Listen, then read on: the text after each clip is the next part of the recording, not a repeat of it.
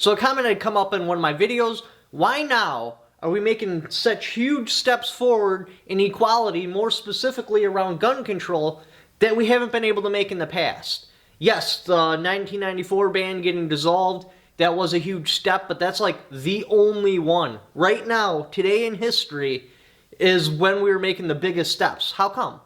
Well, first, before we can go on with that, we have to discuss the history and the background of it, just so you can kind of understand it. Now, this is a very, very complex issue that scholars could write books, like multiple books this thick about. I'm just going to touch on a couple of high points so you understand the history of equality with gun rights and where we are today. So it all started off in 1863 when the slaves were freed. Immediately, they came out in 1865 with the Black Code, and that was specific gun control around preventing black people from having certain types of firearms. They were afraid that the slaves would rise up and take down their masters. So immediately, they came with the gun control this way. Obviously, the masters, they have better firearms, they're better armed, they can control the slaves a little bit better. Yeah, they're not slaves now, however, it was still a huge fear. Alright, so then in 1909 to 1980, you got the NAACP. That was basically like a black rights organization. Specifically in the 1920s, early 1920s, they got them jobs, stuff like that. Got them in the workplace, made them productive members of society. Well, that's a problem. Now, you can argue that the NFA was created because of Bonnie and Clyde and all these other people. Yeah, there's truth behind that.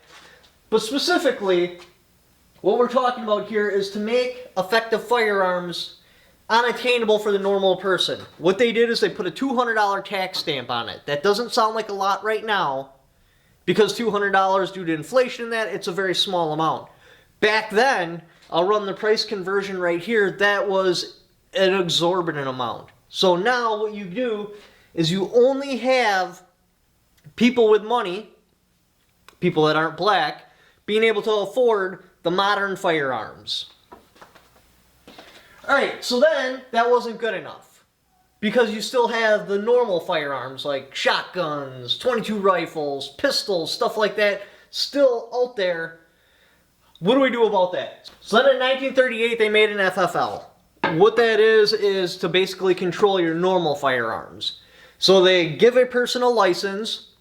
What he's supposed to do is character judge who is and is not allowed to buy firearms. All he's doing is he's just looking at the person and he's deciding, do I feel this person should have a gun? Obviously, what he's supposed to do there is make sure black people don't get firearms. That was about the extent of it. Alright, so now the next one. 1968, we got the Civil Rights Act. What did they immediately follow it by? The 1968 Gun Control Act. I'm not making this up. This really lines up this way. Alright, so then in 1965 to 1975, we had the Black Power movement. And that is also when we made the ATF in 1972. What that is an organization with federal power behind it, but it's a bureaucracy. It's not a part of the federal government, so what they do can't be blamed specifically on the federal government, because say they, I don't know, go and commit a bunch of civil rights violations, well, that's not the federal government doing it necessarily. It's the ATF. It's a separate organization. Again, it's a bureaucracy.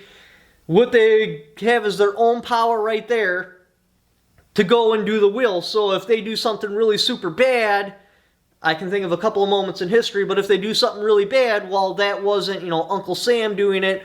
That was Uncle Sam's organization. Shame on you, ATF. Don't do it again.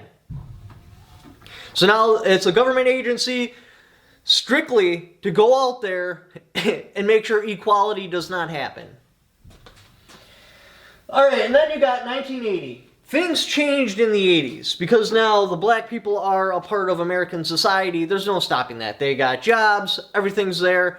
It turned more into rich versus poor, fear of the common man. That was a huge problem. That literally did change everything. So in 1986, what they did is they made a ban on new production machine guns and armor-piercing ammunition. There was a bunch of other stuff, but that's the major thing. Then the last, like, hurrah for preventing equality in the Second Amendment, that would be 1994 with the Brady Bill. Now, the Brady Bill was overturned.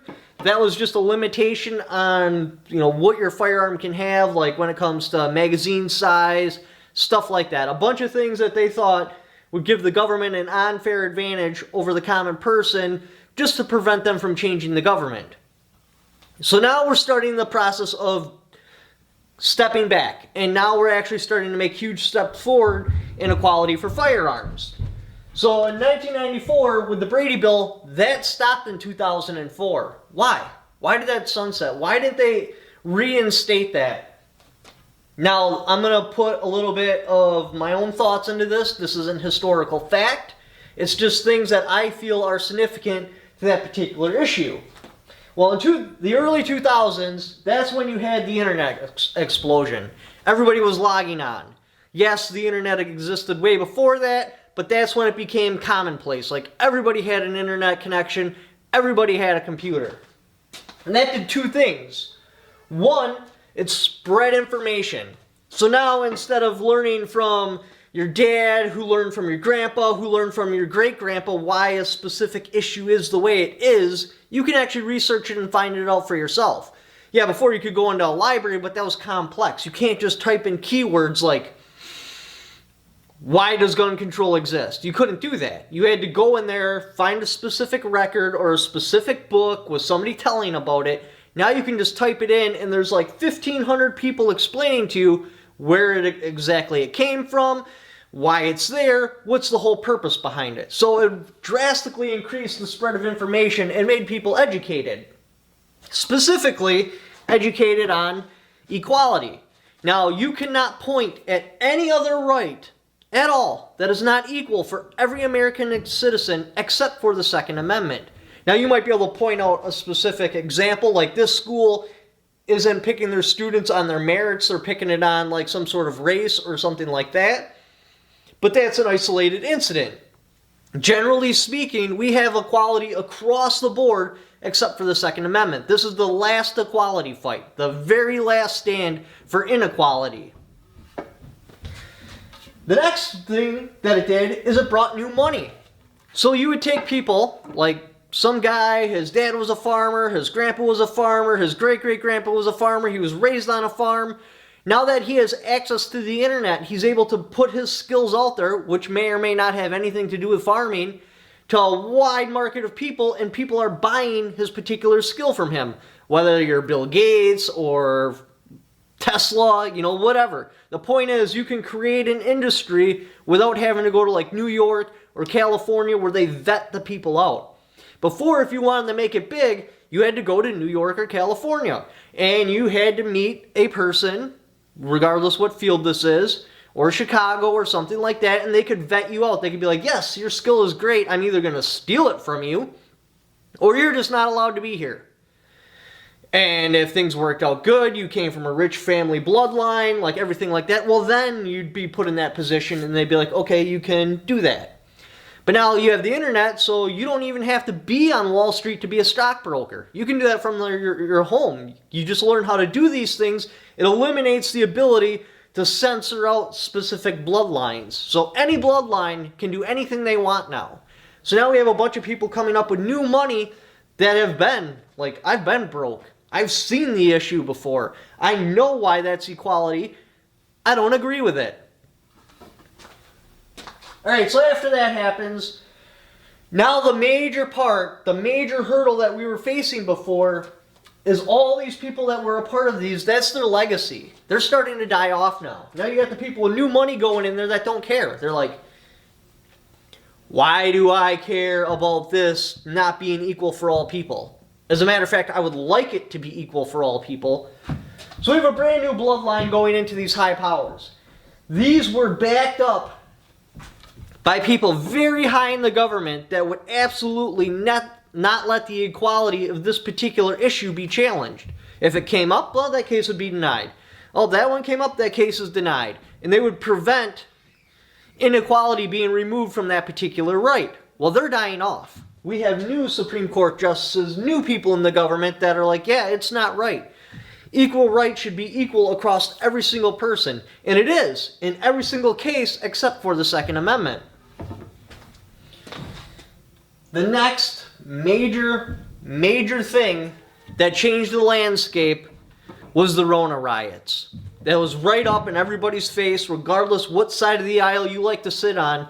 You've seen the riots coming through cities and you were like, oh my God, you know, what if I was in that particular house being attacked? What if I was in traffic and they're ripping me out of my car, stuff like that? And that changed a lot of people's perspective on what should be allowed with the Second Amendment. They're like, they go to a gun shop and they try to buy something and they're like, no, you can't have that, dude. Or they get told no, basically. And they're like, why? Why? What makes me different? Before, the inequality with the Second Amendment was always the other people. The other dangerous, scary people. They're the ones that can't have it. And then they went into a gun shop themselves and they found out they were included into that group and they're like, what? Why? I've never hurt anyone. I've never done anything. My dad never did anything. My wife never did anything. My kids never did anything. Why can I not have that firearm to defend my family? And that was a huge chip right out of the old inequality scale of the Second Amendment. That was a major reason. At that point in time, I had actually worked at a gun shop, and you have no idea how many first-time buyers came in, were just awestruck that they couldn't buy whatever it is they wanted to buy. They were limited. They had to go through all these crazy steps and hurdles and background checks, and they're like, I'm a free American. Why is this right not just given to me like all the rest of them? Why is this right only given to very specific people? Why can they only have what is required to defend their family? And that changed everything, and that's where we're at right now. And that's why you're starting to see gun control get rolled back, because people are starting to see what it is. It is an attack against equality. It is the last stand, the last right that is not equal for every single American person. Everyone that fights for gun control, they are fighting for inequality. And there's no other way to slice the pie. You can slice the pie however you want, but it still comes out to the same result. If you're pro-gun control, you're pro-inequality.